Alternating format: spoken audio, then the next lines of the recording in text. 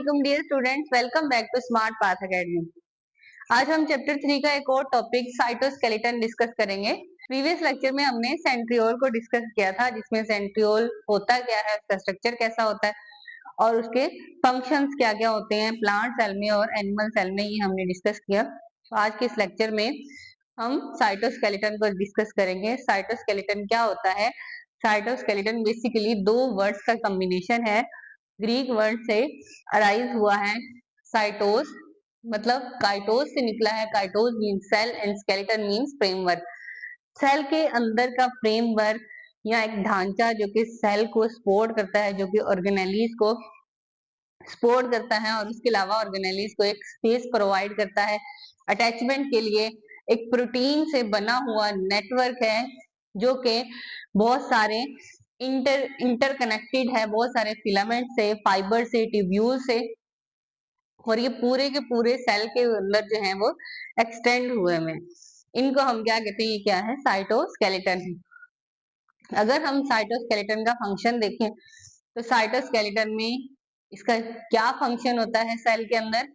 तो सेल को shape provide करता है, एक तो ये। दूसरा, जो भी ऑर्गेनेलीज हैं उनको अपनी प्लेस पे एंकर करके रखता है। उसके अलावा ऑर्गेनेलीज को जब ग्रोथ होती है या उसके अलावा जब मोटिलिटी शो करनी होती है ऑर्गेनेलीज में, तो एक पाथ प्रोवाइड करता है जिसके थ्रू क्या करती है ऑर्गेनेलीज जो है वो मूवमेंट शो कर रही होती है।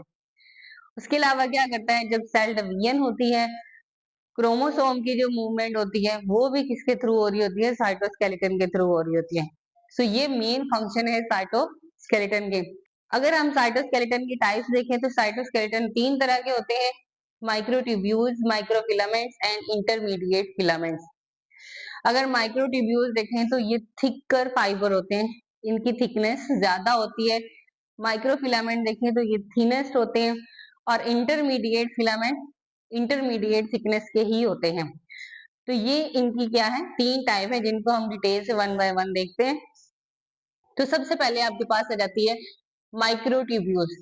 माइक्रोट्यूब्यूल्स जो हैं वो लॉन्ग स्ट्रेट अनब्रांच ट्यूब्यूल्स हैं, जो कि सिलेंड्रिकल इन स्ट्रक्चर होती हैं, ट्यूब हॉलो होती हैं, और इनका diameter almost 25 nanometre in diameter होते हैं। और ये कौन सी प्रोटीन से मिलकर बनी होती है? ये ट्यूबलिन प्रोटीन से मिलकर बनी होती है। तो जो माइक्रोट्यूब्यूल है वो इस तरह से याद रखना है, माइक्रोट्यूब्यूल ट्यूबलिन प्रोटीन से मिलकर बनती है। और इसमें जो ट्यूबलिन प्रोटीन है उसके सब यूनिट्स होते हैं, उसके डायमर्स होते हैं, और अल्फा ट्यूबलिन और बीटा ट्यूबलिन, ये सब यूनिट जो है ये आपस में मिलते हैं और एक थिकनेस देते हैं जो कि 25 नैनोमीटर की होती है। यहाँ पे आपको ये स्ट्रक्चर बाकायदा नजर आ रहा होगा। ये देखिए, ये दो सब यूनिट्स है, एक बीटा सब यूनिट है और एक अल्फा सब यूनिट है।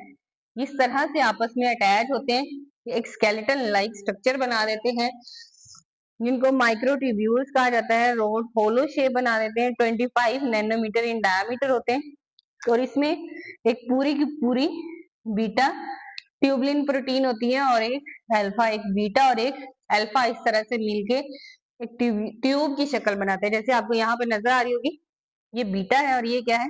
अल्फा, और ये क्या है? बीटा। तो ये माइक्रोट्यूब्यूल्स बनाती हैं इस तरह से ट्यूबलिन प्रोटीन से मिलके, और वो जो ट्यूबलिन प्रोटीन होती है उनके सब यूनिट्स होते हैं। अगर हम माइक्रोट्यूब्यूल्स का फंक्शन देखें तो ये क्या करता है? साइटोस्केलेटन का क्या फंक्शन है? ये शेप प्रोवाइड करता है और स्ट्रक्चर बनाता है। तो माइक्रोट्यूब्यूल्स का क्या फंक्शन है? शेप प्रोवाइड करना और स्ट्रक्चर्स बनाना।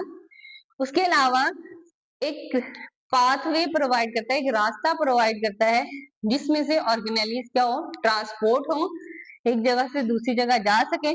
उसके अलावा जो स्पिंडल फाइबर्स आपके पास बनते हैं या वो स्पिंडल फाइबर्स खत्म होते हैं कब? जब सेल डिवीजन होती है माइटोसिस में, तो ड्यूरिंग माइटोसिस वो जो आपके पास स्पिंडल फाइबर्स बन रहे होते हैं या टूट रहे होते हैं, तो उनकी असेंबली और डिसअसेंबली कौन कर रहा होता है? साइटोस्केलेटन माइक्रोट्यूब्यूल्स कर रहे होते हैं। उसके अलावा सीलिया, फ्लैजेला, माइक्रोट्यूब्यूल्स, माइक्रो बॉडीज या उसके अलावा बेसल बॉडीज जितनी भी हैं, ये सारी की सारी ड्राइव किससे होती हैं? माइक्रोट्यूब्यूल से ड्राइव होती हैं। तो ये आपके पास पहली टाइप है साइटोस्केलेटन की, माइक्रोट्यूब्यूल्स। सेकंड हम आ जाते हैं, सेकंड आपके पास कहलाती है जी माइक्रो फिलामेंट, जो कि थिनेस्ट इन स्ट्रक्चर होते हैं, थिन फाइबर्स होते हैं, सॉलिड लॉन्ग रॉड शेप्ड होते हैं और ये स्ट्रक्चरल रॉड की तरह एक्ट करते हैं। अगर इसकी कंपोजिशन देखें तो ये आपके पास जो माइक्रोट्यूब्यूल था वो ट्यूबलिन प्रोटीन से बना था, जबकि जो आपके पास माइक्रोफिलामेंट है वो कौन सी प्रोटीन से मिलके बनता है, एक्टिन प्रोटीन से मिलके बनता है। हमने कहा कि ये थिनेस्ट फिलामेंट है, थिनेस्ट फाइबर है, तो इसका मतलब इसका डायमीटर भी क्या होगा, कम होगा। 7 नैनोमीटर इन डायमीटर जो है वो इसकी थिकनेस होती है। ये शेप और मूवमेंट जब चेंज होनी होती है ऑर्गेनेलिस की तब वो करवा रहा होता है। उसके अलावा जब सेल डिवाइड होता है तो वो सेल दरमियान से पिंच ऑफ होके दो डॉटर सेल्स में डिवाइड हो जाता है। तो वो जो पिंच ऑफ होना है उसका वो कौन करवा रहा होता है, आपके पास माइक्रोफिलामेंट करवा रहा होता है। उसके अलावा एक्टिन प्रोटीन प्रेजेंट है, तो सेलुलर कॉन्ट्रैक्शन में जब मसल की कॉन्ट्रैक्शन होनी होती है, मसल की कॉन्ट्रैक्शन में एक्टिन प्रोटीन के साथ मायोसिन प्रोटीन एसोसिएट हो जाती है और एसोसिएशन से मसल जो है वो क्या करते हैं, कॉन्ट्रैक्ट और रिलैक्स कर रहे होते हैं। ये भी इसका एक मेन फंक्शन है। तीसरा हमारे पास जो साइटोस्केलेटन है वो है इंटरमीडिएट फिलामेंट। ये ब्रॉड फाइबर्स से मिलके बना हुआ साइटोस्केलेटन है, इंटरमीडिएट इन स्ट्रक्चर है, डायमीटर इसका कितना है 8 to 12 नैनोमीटर है। उसके अलावा ये कहाँ पाया जाता है, ये हायर एनिमल ग्रुप्स में पाया जाता है। इसमें दो तरह की प्रोटीन होती हैं, एक बाइमेंटिन और दूसरी कैरेटिन, और ये दोनों ही मोस्ट इंपॉर्टेंट है। कैरेटिन जैसा कि हमारे बालों में, हमारे नाखूनों के लिए जरूरी होता है, तो ये प्रोटीन जो है ये डिफरेंट स्ट्रक्चर्स बना रही होती है, सेल की शेप को, रिजिडिटी को, सख्त को मेंटेन कर रही होती है बेसिकली। तो बिल्कुल ऐसे जैसे हमारे नाखून जो है वो सख्त होते हैं, या बाल की जो प्रोटीन है वो क्या है, थोड़ी हार्ड होती है। तो इसी तरह से सेल को शेप देना और रिजिडिटी को मेंटेन करना किसका काम है, इन प्रोटीन से मिलके बनी होती है, इनका काम है। और इंटरमीडिएट फिलामेंट ये फंक्शंस कर रहे होते हैं। उसके अलावा अगर ऑर्गेनेलिस को एंकर करना है अपनी प्लेस पे, ताकि वो इधर उधर फ्लोट ना करें, अपनी जगह पे रहें, उन ऑर्गेनेलिस को एंकर करने के लिए कौन काम कर रहा होता है, इंटरमीडिएट फिलामेंट काम कर रहे थे। हमने ओवरऑल जो फंक्शन पढ़े थे, ओवरऑल हमने ये सारे फंक्शन पढ़े कि एंकर भी कर रहे होते हैं, शेप भी दे रहे होते हैं, स्ट्रक्चर भी बना रहे होते हैं, उसके अलावा रिजिडिटी भी दे रहे होते हैं। तो ये वन बाय वन जो है वो हर एक फिलामेंट अपना काम कर रहा होता है। अगर इसकी देखें तो ये भी सब यूनिट से मिलके बनता है, इसमें भी दो सब यूनिट्स होते हैं और दोनों इस तरह से ओवरलैप हुए होते हैं। एक रॉड शेप, एक ब्रॉड फाइबर शेप स्ट्रक्चर बनाते हैं जो कि 8 to 12 नैनोमीटर इन डायमीटर होता है। तो ये आपके पास क्या है, इंटरमीडिएट फिलामेंट।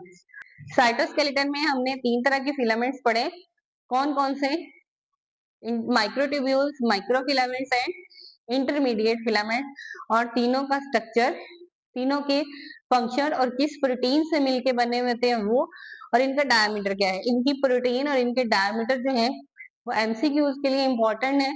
एमसीक्यूज में पूछे जाते हैं कि माइक्रोट्यूब्यूल किस प्रोटीन से बनती है, माइक्रोफिलामेंट्स किस प्रोटीन से मिलके बने हुए होते हैं, और इसके अलावा इंटरमीडिएट फिलामेंट जो है उनमें कौन सी प्रोटीन्स होती हैं।